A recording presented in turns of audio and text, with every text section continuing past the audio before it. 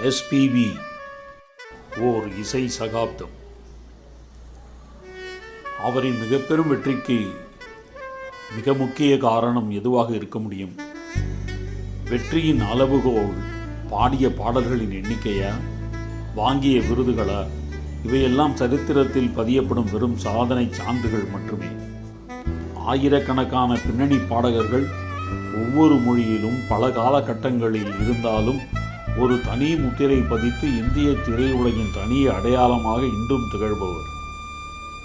1963 சென்னையில் நிகழ்ந்த ஓர் இசைப் போட்டியில் எஸ்பிபி அவர்களின் பாடும் திறமையை பார்த்த தெலுங்கு திரைப்பட இசையமைப்பாளர் அமரர் எஸ்பி கோதண்டபாணி அவர்கள் எஸ்பிபி அவர்களுக்கு தெலுங்கு படத்தின் முதலாக பாடும் வாய்ப்பை கொடுத்தார்.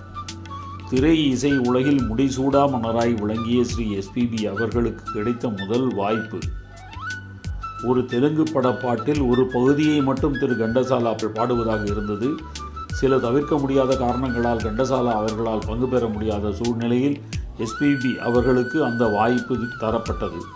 1966 டிசம்பர் 15 பாடல் பதிவு செய்யப்பட்டது. பாடல் பதிவான பிறகு திரு கண்டசாலா அவர்கள் அதனை கேட்டுவிட்டு எஸ்பிபி அவர்கள் பாடியதையே வைத்துக் கொள்ளுமாறு பெருந்தன்மையுடன் கூறிவிட்டார். அந்த பாடலில் பாடிய மற்ற 3 பாடகர்கள் பி ஸ்ரீனிவாஸ், கல்யாணம் ரகுராமையா மற்றும் திருமதி பி சுசீலா அவர்கள்.